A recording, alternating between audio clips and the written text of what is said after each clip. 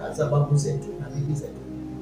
Damu ya Yesu tukiituma pale inaanza kunena mema. Kwa hiyo siku ya pili, mtumishi wa Mungu, tuliendelea kujifunza kwamba kukombozi ni nini, kukomboa ni nini. Tukajifunza ni kuachiliwa uhuru, total redemption, total deliverance, ni kuachiwa uhuru.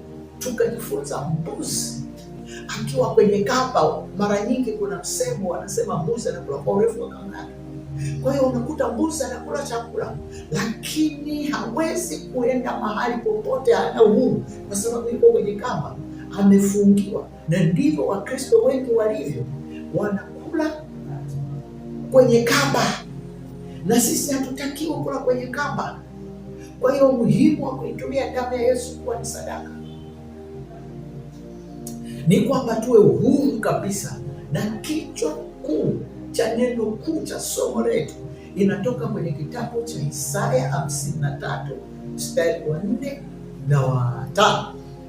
Nisome kwa haraka. Neno linasema, hakika ameyachukua masikitiko yetu, amejitwisha huzuni zetu, lakini tulimdhania ya kuwa amepigwa na Mungu na kuteswa.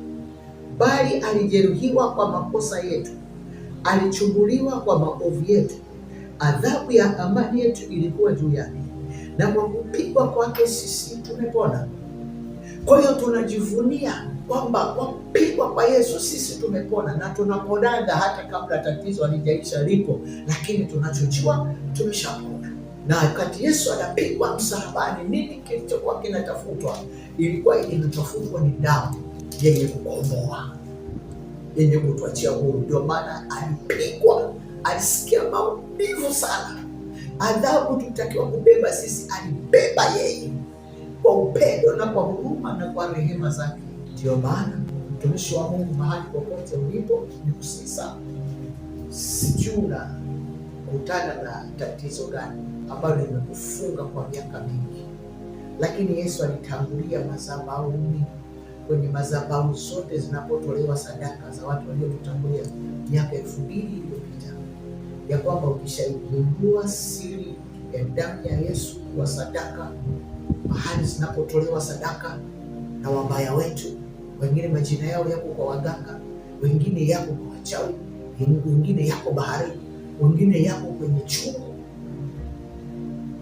Kwa hiyo mtumishi wa Mungu, tunapoituma damu ya Yesu mahali popote palipo na sadaka zinazotuletea mabaya, tegemea ukombozi mkubwa kwenye maisha yako. Tegemea lile uliloshindwa sasa unaenda kushinda, unaenda kulishinda, na unaenda kufurahia katika maisha yako. Amen.